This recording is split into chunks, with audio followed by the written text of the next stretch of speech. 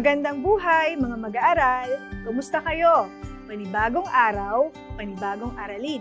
Ako ang gurong inyong makakasama sa araw na ito. Narito kayo ngayon sa edukasyon sa pagpapakatao 9. Sa araw na ito, tatalakayin natin ang ating aralin na pinamagatang Kaya Kong Taglayin, Kagalingan sa Paggawa. Para sa Most Essential Learning Competency number 10, inaasahan na ipaliliwanag na kailangan ang kagalingan sa paggawa at paglilingkod na may wastong pamamahala sa oras upang maiangat ang sarili, mapaunlad ang ekonomiya ng bansa at mapasalamatan ang Diyos sa mga talentong kanyang kaloob. Pagkatapos mong aralin ang module na ito, ikaw ay inaasahang A. Nakakikilala ng mga kaisipan tungkol sa mga pagpapahalagang kaugnay ng kagalingan sa paggawa. B. Napahahalagahan ang mga katangian at pagpapahalagang taglay sa paggawa sa pamamagitan ng paglinang sa mga ito. At C. Nakabubuo ng liham pasasalamat sa Diyos para sa mga talento at kakayahang ipinagkaloob niya para sa paggawa. Paunang pagsubok. Analogiya. Ang mga sumusunod na salitang ugnayan ay may kinalaman sa ating aralin. Batay sa ugnayan ng pares sa bawat bilang, humingi ng wastong pares para sa pangatlong salita. Isulat ang titik ng tamang sagot sapat lang bago ang bilang. Handa ka na ba? Unang bilang. Trabaho, hanap buhay, bokasyon, patlang.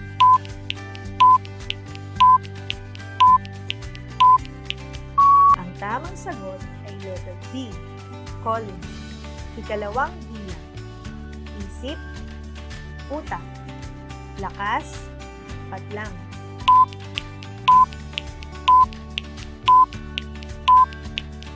Ang tamang sagot ay letter A, katawan.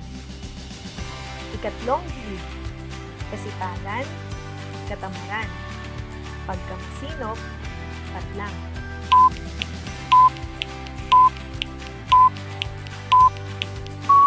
Ang tamang sagot ay letter D, makalat. Ikaapat na bilang. Tao, pisikal na batayan. Diyos, patlang na batayan.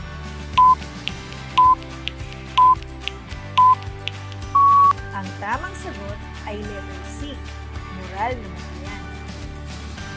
Ikalimang bilang. Tao, mithiin at naisin sa buhay. Lipunan, patlang.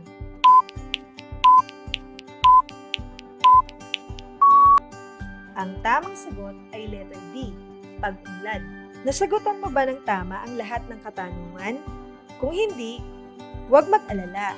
Ito ay paunang pagsubok pa lamang. Inaasahan kong makakakuha ka ng mataas na puntos matapos nating talakayin ang aralin. Ating suriin kung naunawaan mo ng lubos ang nagdaang aralin sa pamamagitan ng balik-aral. Lagyan ng check ang pangungusap kung ito ay nagsasaad ng tamang hakbang upang magkaroon ng kalidad ang paggawa. X naman kung hindi. Unang bilang, pag-oobserba sa mga eksperto at profesional.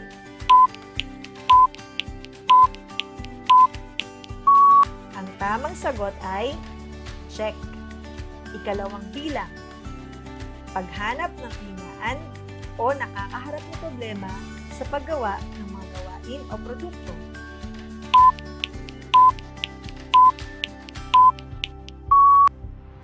Ang tamang sagot ay check. Ikatlong bilang, pagbalewala o pagtanggi sa opinyon ng iba sa iyong gawa.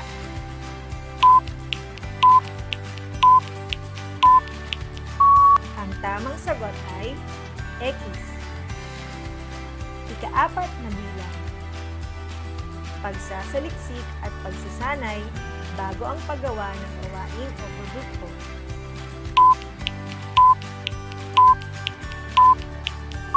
Ang tamang sagot ay check. Ikalimang bilang, paggawa ng gawain o produkto ng walang sapat na paglalaan ng oras.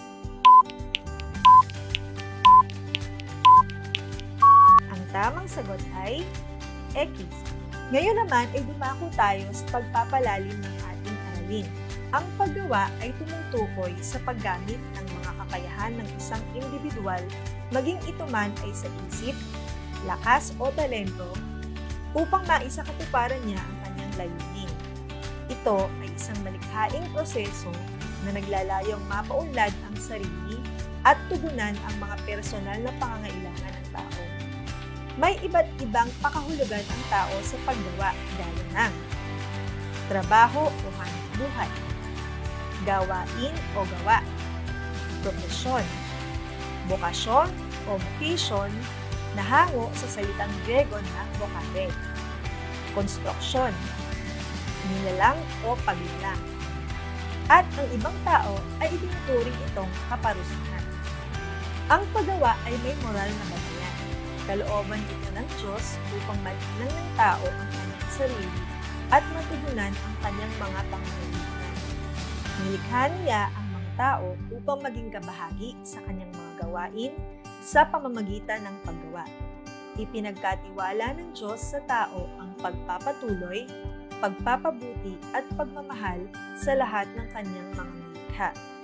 Ang paggawa o pagtatrabaho ay may mabuting na itudulot, hindi lamang sa tao, kundi pati na rin sa lipunang kanyang kinabibilangan. Sa tuwing tayo ay gumagawa ng mga gawaing kapaki-pakinabang, hindi lamang sarili natin ang nasisiyahan at napapabuti, kundi pati na rin ang lipunan ay nababahagi na ng ating pagpapagay na nagdudulot ng kabutihang panglahat. Mahalaga ang pagiging balanse sa paggawa. Masiyahan sa paminsan-minsang pamamahinga, pagre-relax at paglilibang.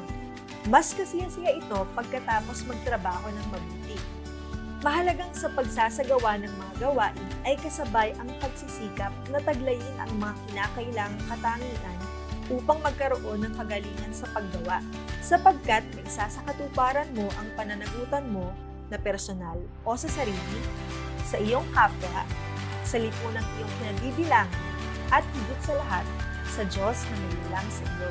May mga pagpapahalagang kaugnay ang kagalingan sa paggawa. Ito ay ang mga sumusunod. Una, kasipagan. Tumutukoy sa pagsisikap na gawin o tapusin ang isang gawain. Ang isang taong masipag ay nagbibigay ng buong kakayahan sa paggawa, walang pagmamadali at hindi nagpapamaya. Pangalawa, tiyaga. Tumutukoy sa pagpapatuloy sa paggawa sa kabila ng mga hadlang hanggang sa matapos ang gawain. Ang taong matyaga ay nakatingin sa dulo at sa pagtatapos ng kanyang gawain. Ibinubuhos niya ang kanyang lakas sa pagpapatuloy ng kanyang sinimulan anuman ang hadlang na kanyang kaharapin. Ikatlo, malikhain. Tumutukoy sa kakayahang makaisip o makabuo ng mga idea, alternatibo o mga posibilidad na magiging kapaki-pakinabang. Ang isang taong malikhain ay may natural na pagkakuryoso, malawak ang interes, maimahinasyon, palapuna, mapakiramdam, hindi mabilis umayon, malaya, intuitibo, may tiwala sa sarili at original. Ikaapat, pagkamasinasig. Tumutukoy ito sa pagtataglay ng positibong pakiramdam, pagkagusto at paglalagay ng isip at puso sa gawain. Ang taong masigasig sa paggawa ay may positibong pananaw, kasiyasiya at nakikitaan ng kahusayan ang kanyang mga gawain. Ikalimang bilang, disiplina sa sarili. Tumutukoy ito sa kusang pagpigil sa sarili sa paggawa ng mga bagay na makasisira sa sarili, sa kapwa at sa lipunan.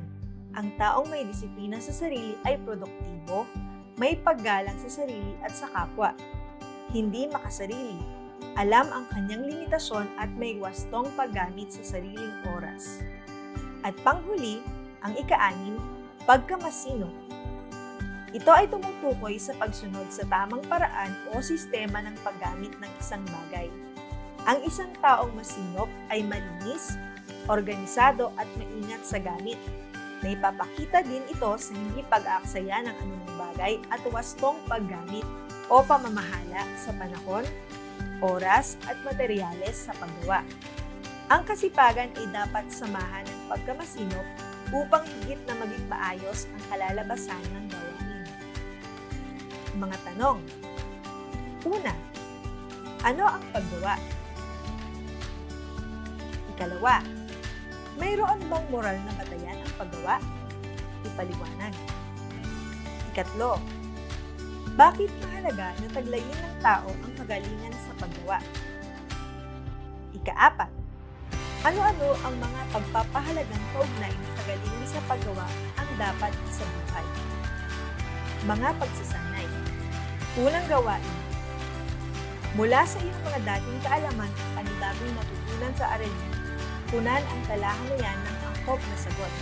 Isulat sa ikalawang kolum ang kahulugan ng mga pagpapahalaga na nasa unang kolum. Sa ikatlong kolum naman ay inarawan ang mga katangian ng taong nagtataglay nito. Ikalawang gawain. Panuto. Iguhit ang tagsulok sa tapat ng bilang kung nagpamalas ng kagalingan sa paggawa ang pahayag at parisukat naman kung hindi.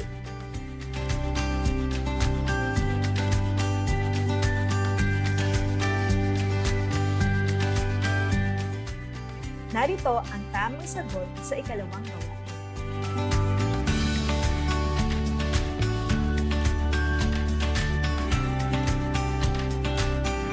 Ikatlong gawain.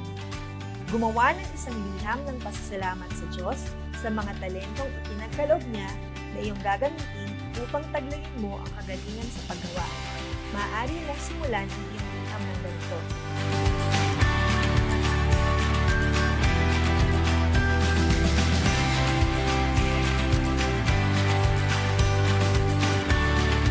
Mga tanong. Una, bakit mahalaga na magpasalamat sa Diyos sa mga talento o talino at kakayahang ipinagkaloob niya sa iyo? Ikalawa, bukod sa paggawa ng liham ng pasasalamat, sa papaanong paraan mo pa maipadarama sa Diyos ang iyong pasasalamat. Para sa paglalahad ng aralin, panuto, larawang sanaysay, pagmasdan at unawain ang isinasaad ng bawat larawan. Sundan ang pagkakasunod-sunod ng mga larawan mula kaliwang itaas na bahagi patungo sa kanang ibabang bahagi upang mailahad ang konsepto ng aralin. Makatutulong ang teksto sa ibaba upang mabuo mo ang konsepto ng aralin. Handa ka na ba? Simulan mo nang sagutin. Kaya mo yan!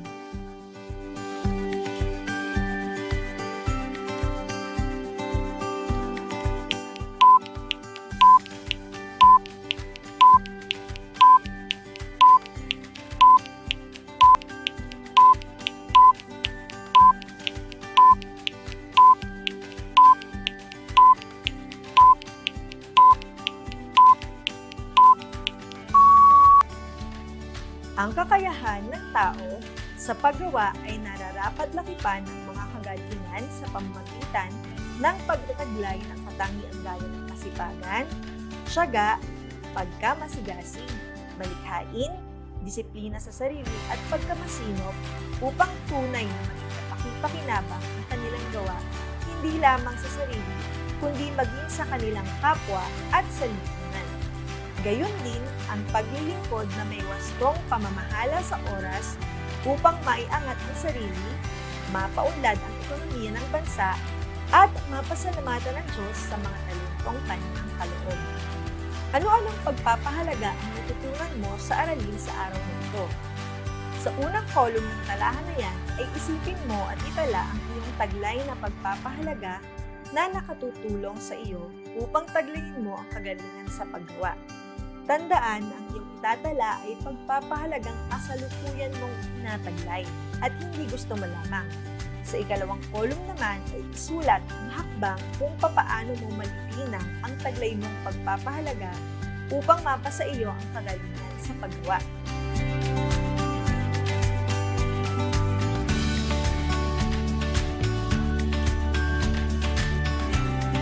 May natutunan ka ba sa aralin? Ngayon naman ay sagutan mo ang panapos na pagsusulit.